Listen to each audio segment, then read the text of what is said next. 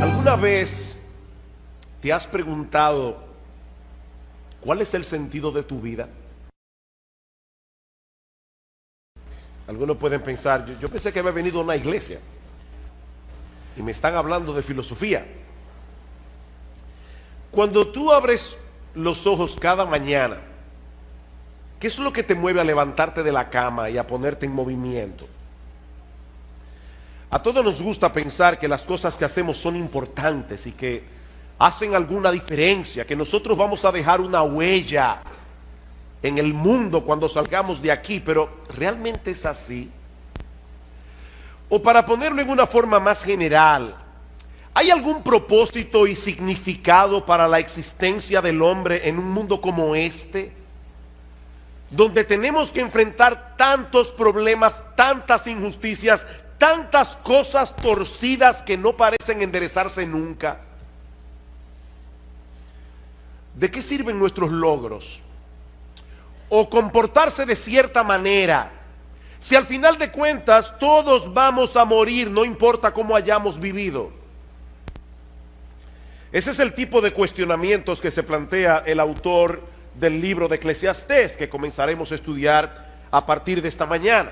Y su respuesta inicial es tan desalentadora, tan devastadora, que algunos se preguntan cómo es posible que un libro como ese haya sido incluido en la Biblia.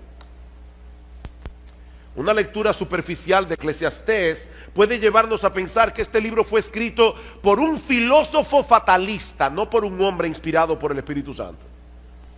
Para que tengan una idea del tipo de declaraciones que vamos a ver a lo largo de esta serie, permítanme darles un breve muestrario. Eclesiastés capítulo 2, versículo 17. Aborrecí por tanto la vida. Eso dice un hombre inspirado por el Espíritu de Dios. Aborrecí por tanto la vida, porque la obra que se hace debajo del sol me era fastidiosa, por cuanto todo es vanidad y aflicción de espíritu. Asimismo aborrecí todo mi trabajo que había hecho debajo del sol, el cual tendré que dejar a otro que vendrá después de mí. Eclesiastés 3:18. Dije en mi corazón, es así por causa de los hijos de los hombres, para que Dios los pruebe y para que vean que ellos mismos son semejantes a las bestias. Porque lo que le sucede a los hijos de los hombres y lo que le sucede a las bestias, un mismo suceso es. Como mueren los unos, así mueren los otros, y una misma respiración tienen todos. Ni tiene más el hombre que la bestia, porque todo es vanidad. Eclesiastés capítulo 7, versículo 15. Todo esto he visto en los días de mi vanidad. Justo hay que perece por su justicia. Un justo que perece por su justicia. Y hay impío que por su maldad alarga su vida. No seas demasiado justo. Oigan lo que dice la Biblia. No seas demasiado justo, ni seas sabio con exceso. ¿Por qué habrías de destruirte? No hagas mucho mal, ni seas insensato. ¿Por qué habrás de morir antes de tu tiempo? Y yo no voy a hacer ningún comentario, simplemente estoy leyendo algunos versículos. Capítulo 8, versículo 14. Hay vanidad que se hace sobre la tierra, que hay justos a quienes sucede como si hicieran obras de impíos. Y hay impíos a quienes acontece como si hicieran obras de justo. Digo que esto también es vanidad. Por tanto alabé yo la alegría que no tiene el hombre bien debajo del sol, sino que coma y bebe y se alegre, y que esto le quede de su trabajo los días de su vida, que Dios le concede debajo del sol. ¿Y qué le parece esta? Se lo voy a leer de la Biblia de las Américas. Eclesiastés 10:19. Para el placer se prepara la comida, el vino alegra la vida y el dinero es la respuesta para todo. Alguna persona dice medio en broma, el dinero no te lleva a la felicidad, pero te deja como a una cuadra. Y uno se ríe de ese tipo de declaraciones, pero encontrarla en la palabra de Dios, mis hermanos, eso es otra cosa. Es por eso que algunos consideran el libro de Eclesiastés como el más enigmático de todos los libros de la Biblia. De hecho, una persona le llama a Eclesiastés el niño problemático de la familia de los libros de la Biblia. Sin embargo, como espero que nosotros veamos a lo largo de esta serie, este no solo es un libro fascinante, inspirado por el Espíritu de Dios, un libro que nos prepara para recibir el Evangelio de Jesucristo, sino que también es de gran ayuda para que los creyentes tengan una correcta perspectiva de la vida aquí y ahora. Lo que hace el autor de Eclesiastés, como veremos en un momento, es examinar la vida del hombre desde una perspectiva completamente secular, sin tomar en cuenta la existencia de Dios, para entonces mostrarnos que desde ese punto de vista la vida del hombre es completamente absurda. La vida del hombre no tiene ningún sentido. En la mañana de hoy yo quisiera introducir este libro de las Escrituras considerando básicamente tres cosas: su autor, su tema y su propósito. Eso es todo lo que vamos a ver en esta mañana. Veremos el autor de Eclesiastés, el tema de Eclesiastés y el propósito de Eclesiastés. Versículo 1, Eclesiastés capítulo 1, versículo 1. Palabras del predicador, hijo de David, rey en Jerusalén. Esta palabra que nuestras versiones de la Biblia traducen como predicador es la palabra hebrea Kohelet, un título que se le daba en aquellos días a un orador oficial que tenía la autoridad para convocar una asamblea y para enseñar a una asamblea. De hecho, la palabra griega para asamblea es la palabra griega eclesia, de donde proviene nuestra palabra iglesia y de donde proviene también el título de este libro, Eclesiastés, o el predicador. Algunos traducen esta palabra como el maestro, otros como el filósofo. Hay otros que prefieren dejarla sin traducción y de llamarle a este individuo simplemente el Kohelet, pero la traducción de nuestras versiones sigue siendo una de las mejores: el predicador. Ahora bien, ¿quién es este predicador que se atribuye la autoría de este libro? Bueno, su nombre no se menciona en ninguna parte de Eclesiastés, pero todo luce indicar que se trata del rey Salomón. En el versículo 1 se refiere a sí mismo como hijo de David, rey de Jerusalén, y más adelante en el versículo 12 nos dice que él fue rey sobre todo Israel. Mis hermanos, ¿quién fue el único hijo de David que pudo reinar sobre toda la nación de Israel? Únicamente Salomón, porque en los días de Roboam, el hijo de Salomón, el reino se dividió en dos. Así que todo luce indicar que este predicador no es otro que el rey Salomón, aparte de que las experiencias que él comparte en el libro encajan perfectamente en lo que nosotros conocemos en la Biblia del rey Salomón. Como ustedes recordarán, al principio de su reinado el Señor se le apareció a Salomón y le dijo: pídeme lo que tú quieras. Y Salomón le pidió un corazón entendido para juzgar a tu pueblo y para discernir entre lo bueno y lo malo. Él pudo haber pedido muchas cosas, pero lo que le pidió a Dios fue sabiduría. Y dice en el versículo 10: y agradó delante del Señor, Primera de Reyes 3, que Salomón pidiese esto. Y le dijo Dios: porque has demandado esto y no pediste para ti muchos días, ni pediste para ti riquezas, ni pediste la vida de tus enemigos, he aquí que te he dado corazón sabio y entendido, tanto que no ha habido antes de ti otro como tú, ni después de ti se levantará otro como tú. Y aún también te he dado las cosas que no pediste, riquezas, gloria, de tal manera que entre los reyes no haya ninguno como tú en todos tus días. Y si anduvieres en mis caminos, guardando mis estatutos y mis mandamientos como David tu padre, yo alargaré tus días. Lamentablemente, Salomón no permaneció siendo fiel a Dios. Dice en el primer libro de Reyes, en el capítulo 11, que sus muchas mujeres desviaron su corazón hacia la idolatría. Salomón llegó a tener 300 esposas y 700 concubinas, un harén de 1000 mujeres. Por supuesto, la idolatría tiene consecuencias, y la vida de Salomón se volvió un total desastre.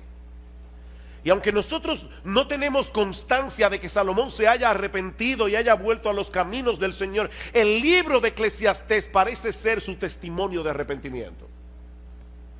Al final de su vida, Salomón quiso compartir las lecciones que aprendió de mala manera durante su tiempo de apostasía.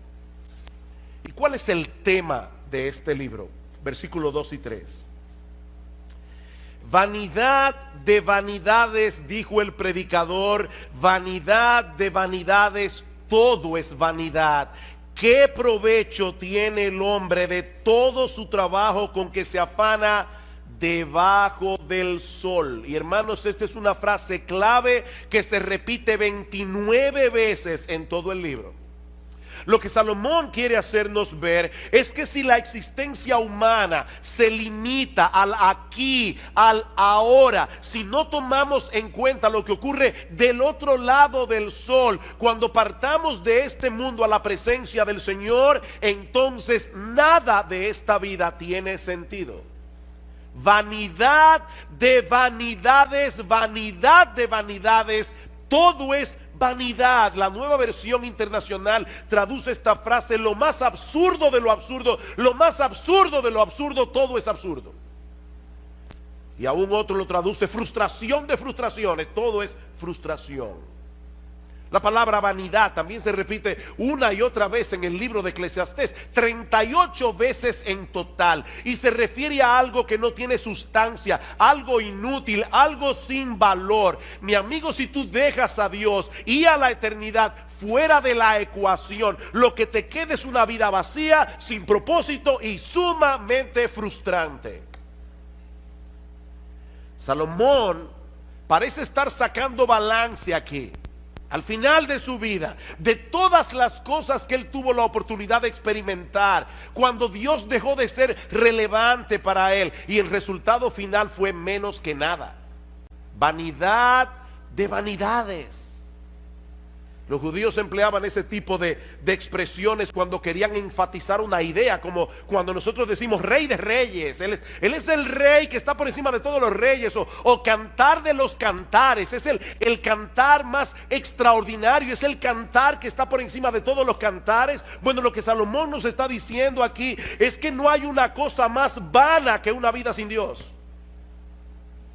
Eso es lo más vano, ya más vano no se puede ser. Esa es la vanidad de las vanidades. Y lo repite 2 veces: vanidad de vanidades, vanidad de vanidades. Y por si todavía alguien no entendió la fortaleza de su idea, concluye diciendo: todo es vanidad. Todo es vanidad. Eso sería la existencia humana si todo lo que tuviéramos fuera esta vida. Venimos de la nada. Somos el producto de un accidente sin propósito. Nos dirigimos inevitablemente a convertirnos otra vez en nada. Y entre una nada y otra nada, nosotros tenemos que estar viviendo en este mundo lleno de dificultades, lleno de problemas, donde los momentos de felicidad son muy escasos y muy transitorios. Por eso alguien decía que antes de preguntar si hay vida después de la vida, habría que preguntar si hay vida ahora. No después de la vida, es si hay vida ahora. Un día viene, otro día va, muy similar al anterior, y después de muchos días, la muerte. La pregunta es: ¿para qué afanarse tanto? Si al final de cuentas todos terminamos con las manos vacías. Versículo 3: ¿qué provecho tiene el hombre de todo su trabajo con que se afana debajo del sol? ¿Cuál es tu ganancia? Bueno, mire, yo me conformo con dejar un legado a las generaciones futuras. Genial. Pero ¿de qué te sirve eso a ti? Decía el cineasta Woody Allen: yo no quiero alcanzar la inmortalidad a través de mi obra, yo quiero alcanzarla no muriéndome. El problema es que no tenemos esa alternativa. No tenemos esa alternativa. Todos tenemos una cita ineludible con la muerte. Y lo que Salomón nos está diciendo aquí es que si contemplamos la vida sin tomar en cuenta lo que trasciende la temporalidad de este mundo, todo se vuelve fatigoso, todo se vuelve frustrante. Eso es lo que él pasa a probar a partir de los versículos 4 al 11, usando algunos ejemplos de la creación y de la experiencia humana. Versículo 4, generación va y generación viene, mas la tierra siempre permanece. Una generación se va levantando, la otra va envejeciendo. Y a veces tenemos la sensación de que algo está pasando, algo está cambiando entre una generación y la otra. Pero esa generación que está surgiendo ahora, mañana estará en el mismo lugar donde nosotros estamos hoy. Cuando yo contaba la historia de la iglesia nuestra, de esta iglesia, siempre decía que nosotros comenzamos un grupito de 12 jóvenes y 3 señoras mayores. Hasta que un día mi esposa me dijo: mi amor, ¿tú te has puesto a pensar que las famosas 3 señoras mayores tienen menos edad que la que tú tienes ahora? Tenían en aquel momento, cuando comenzó la iglesia, menos edad que la que yo tengo ahora. Yo seguía llamándole a una persona mayor, de 40 y pico de años. Claro, yo tenía 22. Y los que se levantarán después de nosotros repetirán el mismo ciclo otra vez. No porque la historia humana sea cíclica, como dicen algunos, sino porque en el fondo el hombre sigue siendo el mismo. Ahora tenemos computadoras, tenemos internet, tenemos muchísimas cosas, pero el hombre sigue siendo el mismo. Escuchen este comentario. Los muchachos de ahora aman el lujo, se comportan de una forma inapropiada, desacatan la autoridad y no muestran respeto hacia los que son mayores que ellos. ¿Verdad que parece una declaración muy actual? Eso lo dijo Sócrates en el siglo V antes de Cristo. ¿Y qué le parece esta de Pedro el Ermitaño? Pedro el Ermitaño nació en el 1050, murió en el 1115. Los jóvenes de hoy solo piensan en sí mismos, no tienen ninguna reverencia hacia sus padres, o los ancianos se impacientan ante toda la restricción y hablan como si lo supieran todo.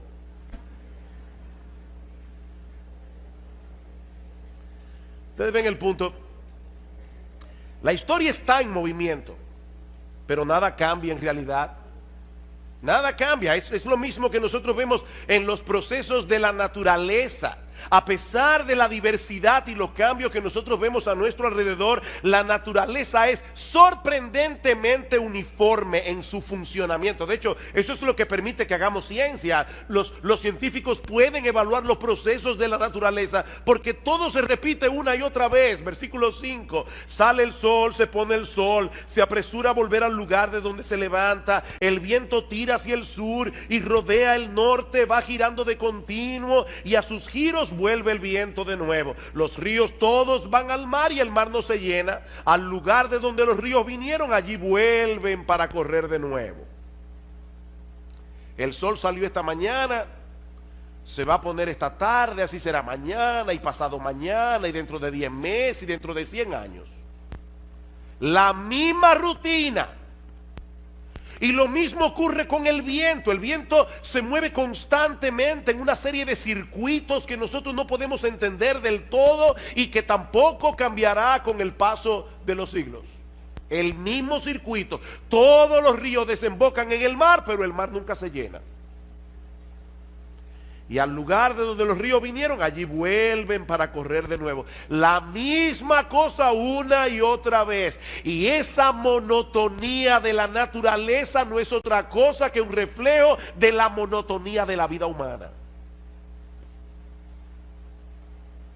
En ciencia política hay un principio que se conoce como el gatopardismo. Por una novela que se llamó El gato pardo, donde apareció esta frase memorable: si queremos que todo siga como está, necesitamos que todo cambie. ¿Cómo así? Bueno, lo que este principio establece es que los políticos tienen que iniciar constantemente algo que se parezca una transformación revolucionaria, pero dejando en realidad las mismas estructuras de poder, de manera que todo cambia, pero nada cambia. ¿O no es así? Eso es el gatopardismo. Todo cambia, pero nada cambia. Eso es básicamente lo que Salomón nos está diciendo en Eclesiastés. Lo que nosotros vemos en los procesos naturales es lo mismo que ocurre en la experiencia del hombre. Versículo 8: todas las cosas son fatigosas más de lo que el hombre puede expresar. Nunca se sacia el ojo de ver ni el oído de oír. Eso fue cierto en los días de Salomón, lo es en el día de hoy. En la historia de la civilización, el hombre nunca había tenido a su alcance tantas posibilidades de ver y oír cosas diferentes. Hace 200 años, si usted quería escuchar música tocada por una orquesta, usted tenía que ir a donde la orquesta estaba. Ese era un lujo que muy pocas personas podían darse. Hoy día cualquier muchacho tiene a su alcance un montón de dispositivos, de programas, de aplicaciones que le permiten ver y escuchar lo que quiera y cuando lo quiera. iPod, iPhone, iPad, iTunes, MP3, YouTube, SoundCloud, Netflix, Crackle y yo no sé cuánta cosa más. ¿Y saben qué? No importa cuántas cosas veas, no importa cuántas cosas escuches, nunca te sentirás satisfecho. Nunca te sentirás plenamente satisfecho. Yo recuerdo cuando era niño, a mi padre le encantaba hacernos cuentos árabes. Y yo recuerdo uno en particular donde había un rey que le ofreció la mitad de su reino a cualquier persona que pudiera llevarle algo que fuera más pesado que lo que él tenía en su mano. Y las personas comenzaron a traer cosas pesadas, lingotes de oro cada vez más pesadas, y siempre lo que el rey tenía en la mano pesaba más. Y la gente decía, ¿cómo es posible que este hombre pueda tener algo en su mano envuelto en un pañuelo que pese más que todo lo que nosotros llevamos? Finalmente hubo un sabio que le dijo, lléveme donde el rey. Cuando pusieron el pañuelo en la balanza, este sabio cogió un poco de tierra, lo puso en la otra balanza y la tierra pesó más. Y todos quedaron sorprendidos hasta que él dio la explicación. Lo que hay envuelto en ese pañuelo es un ojo humano. Y el ojo humano no se sacia con nada, pero al final tendrá que contentarse con un puñado de tierra. Nunca se sacia el ojo de ver.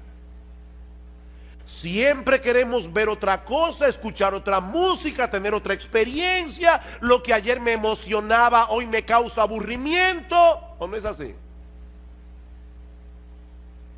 Así como el mar nunca se llena, nuestros sentidos tampoco. Es por eso, hermanos, que la industria del entretenimiento es tan exitosa. Nosotros queremos algo nuevo, algo que nos libere de ese ciclo interminable de insatisfacción y de hastío. El problema es que todo lo que el mundo ofrece debajo del sol nos deja exactamente en el mismo punto de partida. Versículo 9. ¿Qué es lo que fue? Lo mismo que será. ¿Qué es lo que ha sido hecho? Lo mismo que se hará. Y nada hay nuevo debajo del sol. ¿Hay algo de lo que se puede decir, he aquí esto es nuevo? No, ya fue en los siglos que nos han precedido. Si leemos con cuidado la historia, veremos que el hombre sigue siendo esencialmente el mismo con el paso de los siglos. Las mismas dudas, los mismos problemas, las mismas aspiraciones, los mismos anhelos, la misma lucha. Lo que parece novedoso no es más que un pasado que ya se olvidó. Decía el periodista Malcolm Muggeridge, todas las nuevas noticias son viejas noticias ocurriendo a nuevas personas. ¿Escucharon eso? Todas las nuevas noticias son las viejas noticias ocurriéndole a nuevas personas. Versículo 11. No hay memoria de lo que precedió, ni tampoco de lo que sucederá. Habrá memoria en los que serán después. En otras palabras, la gente suele de sufrir de amnesia histórica. La gente suele sufrir de amnesia histórica. Y eso nos hace creer que algunas cosas son novedosas cuando en realidad no lo son. Generaciones van, generaciones vienen, cada una repitiendo los mismos errores de la generación anterior y creyendo al mismo tiempo que están siendo originales. La vida debajo del sol es fatigosa, repetitiva, monótona, hastiante. Eso es lo que Salomón nos está diciendo.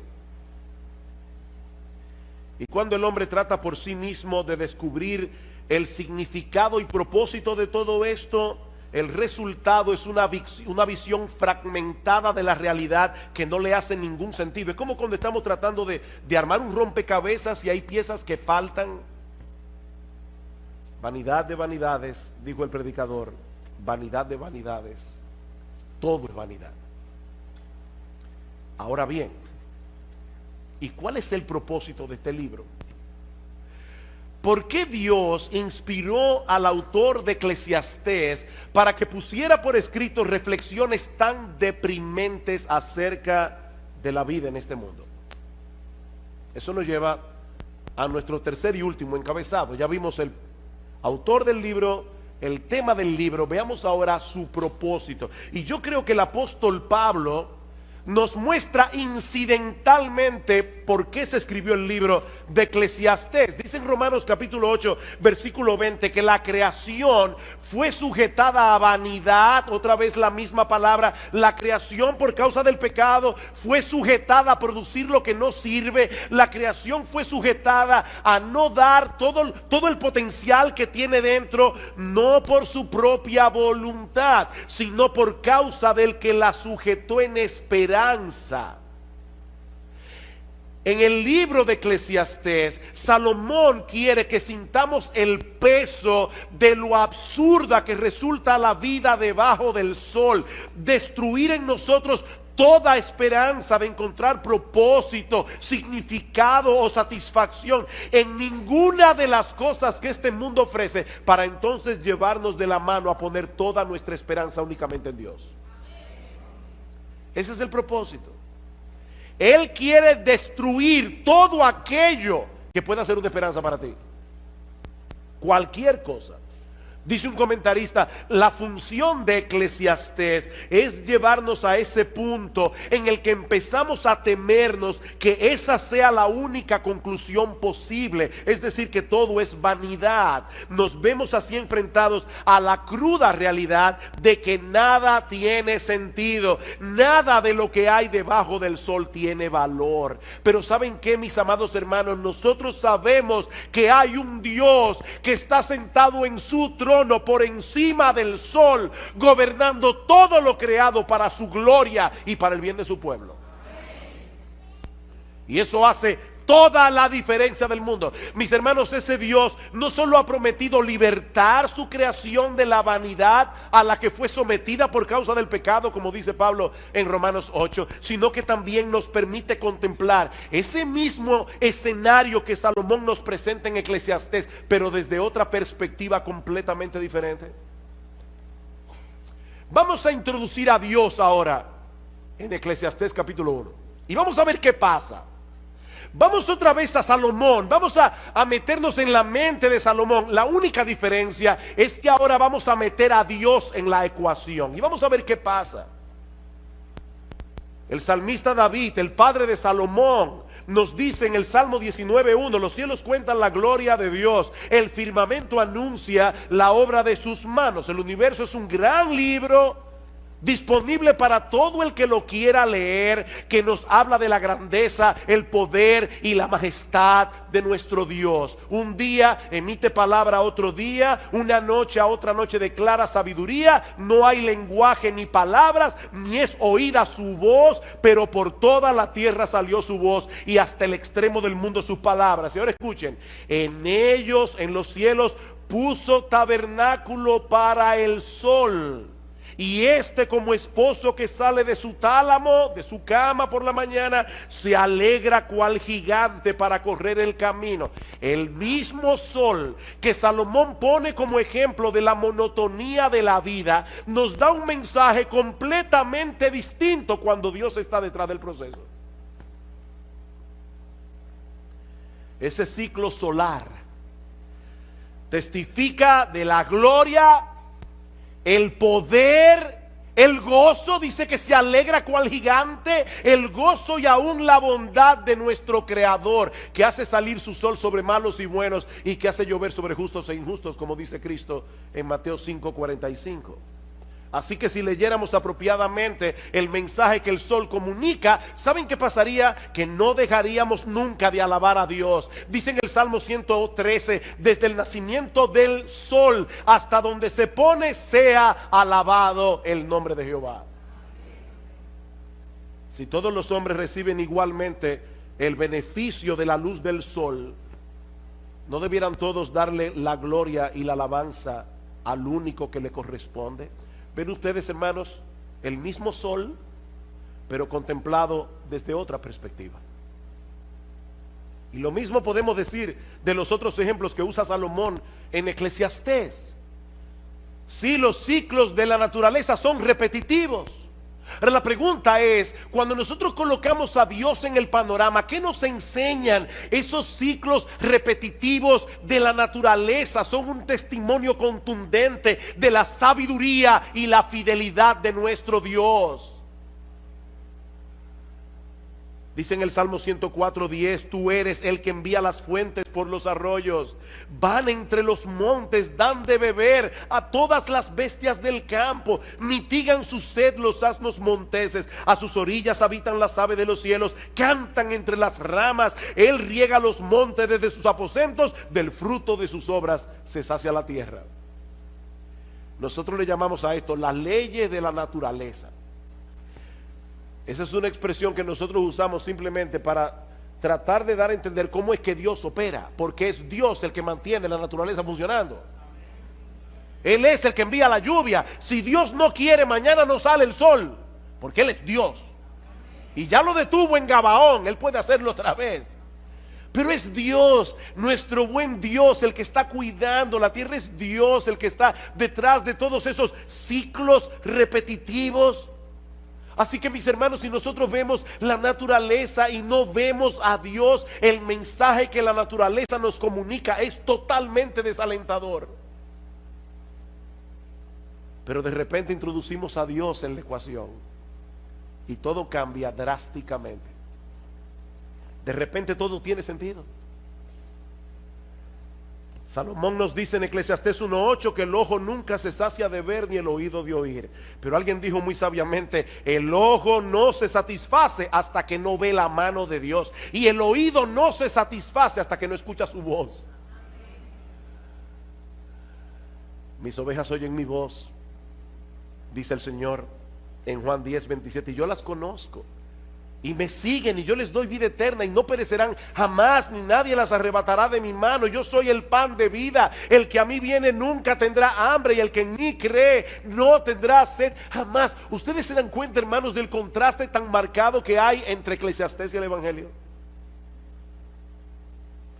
Por un lado, vanidad de vanidades, todo es vanidad. Por el otro lado, yo he venido para que tengan vida y para que la tengan en abundancia. Juan capítulo 10, versículo 10. Salomón nos dice en Eclesiastés 1:9 que no hay nada nuevo debajo del sol. Y luego pregunta en el versículo 10, ¿hay algo de lo que se puede decir, he aquí esto es nuevo? La respuesta es, sí lo hay. ¿Hay algo nuevo? Sí lo hay, sí lo hay. Siempre y cuando contemplemos a Dios en el centro de todo. Ese es el punto. Sí lo hay. Hay un nuevo pacto en la sangre del Señor Jesucristo. Dice en Lucas 22:20, un nuevo pacto por medio del cual todos nuestros pecados son perdonados. Un nuevo pacto donde Dios nos concede de pura gracia el don de la vida eterna. Sí hay algo nuevo. Dice en Ezequiel capítulo 36 que Dios promete darnos un nuevo corazón, para que podamos reverenciarle como es debido, para que podamos obedecer sus mandamientos. Dice en 2 Corintios 5:17 que si alguno está en Cristo, nueva criatura es. Sí, Salomón, hay algo nuevo. Dios me hizo nuevo, Dios me transformó, Dios me libertó del pecado. Si alguno está en Cristo, nueva criatura es. Las cosas viejas pasaron, y aquí todas son hechas nuevas. Hay algo nuevo, sí, Salomón dice en Efesios 4:24 que Dios nos ha dado un nuevo hombre, creado según Dios en la justicia y santidad de la verdad. Y por si todo esto fuera poco, dice en Apocalipsis 21:5, y el que estaba sentado en el trono dijo: he aquí, yo hago nuevas todas las cosas. Todas las cosas. Queridos hermanos, algún día todo será nuevo. Algún día todo será nuevo. Esta creación que fue sujetada a vanidad, esta creación que fue sujetada a producir lo que no sirve, será libertada de la esclavitud de la corrupción, dice Pablo en Romanos 8:21, a la libertad gloriosa de los hijos de Dios. En aquel día será eliminado por siempre todo vestigio del pecado en nosotros y en lo creado. Y ¿saben qué, mis amados hermanos? Nunca más experimentaremos la frustración y el hastío que muchas veces experimentamos en este mundo caído, aún los cristianos. O tú nunca te aburres, tú nunca te hastías, nunca te sientes frustrado.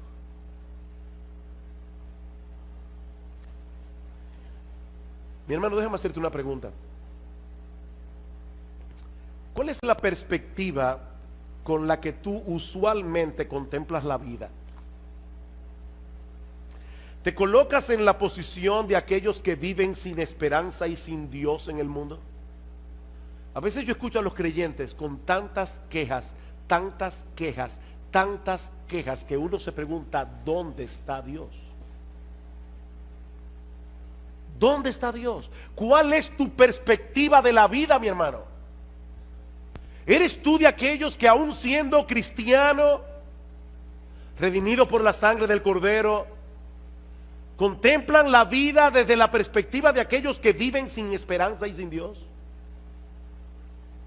¿O te levantas por encima de lo que tus ojos ven debajo del sol para contemplar todas las cosas a través de la presencia omnipresente de Dios en el mundo? Miren, hermanos, no hay que ser un incrédulo para perder de vista a Dios. De hecho, en la época de Salomón el ateísmo no se conocía. Eso era algo extraño. Salomón no está diciendo que vamos a contemplar la vida desde el punto de vista del ateo. Basta simplemente con que tú creas en Dios, pero no lo tomes en cuenta. No hay que ser un incrédulo para perder de vista a Dios. Sobre todo cuando las cosas no están saliendo como nosotros quisiéramos. Pero Dios sigue estando en su trono, dando un sentido y propósito a todas las cosas, para que al final de la historia todas redunden para su gloria y para el bien de su pueblo. Miren, mis hermanos, Dios se va a salir con la suya. Nadie puede frustrarlo. Él tiene un plan. Y en ese plan, nuestro bendito, glorioso, extraordinario, inefable, incomparable, inmutable Señor y Salvador Jesucristo se llevará toda la gloria. Y nosotros estaremos ahí para gozarnos con Él. Y si tú estás aquí sin Cristo, mi amigo, no intentes encontrar el significado y propósito de la vida en este mundo dentro de los límites de las cosas que este mundo ofrece. Como dice Agustín de Hipona, Dios nos hizo para Él y nuestra alma solo encontrará descanso cuando lo encuentre en Él. No hay alternativa. En tu corazón hay un hueco del tamaño de Dios que solamente Dios puede llenar. Mi amigo, fuera de Cristo todo es absurdo, y lo que es 1000 veces peor, fuera de Cristo solo obtendrás de Dios condenación y juicio por causa de tus pecados.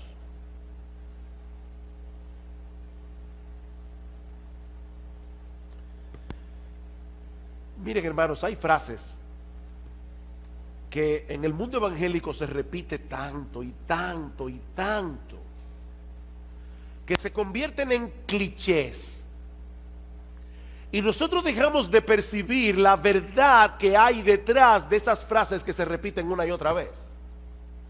¿Recuerdan ustedes cuando estábamos predicando de Colosenses y decíamos que hay una fórmula matemática en Colosenses? Cristo más nada es igual a todo. Decía una poetisa cristiana: si yo no tuviera nada excepto a Cristo, lo tendría todo como quiera. Eso no es un cliché, eso es una gran verdad. Cristo es el todo en todos. Es Cristo, es Cristo, es Cristo. Mis hermanos, mis amigos que están aquí, el significado de la vida, el propósito de nuestra existencia, todo gira en torno a Él. Él es el centro. Es Cristo, es Cristo, es Cristo y nadie más. Dice en la Escritura que hay un solo Dios y hay un solo mediador entre Dios y los hombres, Jesucristo hombre. Él se introdujo en la historia humana. Él vino y vivió debajo del sol. ¿Sabes para qué? Para morir por nuestros pecados, para reconciliarnos con Dios. Y ahora ofrece en el Evangelio perdón y vida eterna a todo el que viene a Él en arrepentimiento y fe. Es Cristo y solo Cristo. Mi amigo, no te vayas de este lugar sin arreglar tus cuentas con Dios a través de Cristo, porque su gracia sigue estando disponible para todo aquel que cree. Él es un Dios de gracia y Él te ofrece hoy su gracia para que dejes de vivir la vida absurda que estás viviendo y por primera vez en tu vida, por primera vez en tu vida, comiences a vivir realmente. Yo he venido para que tengan vida y para que la tengan en abundancia.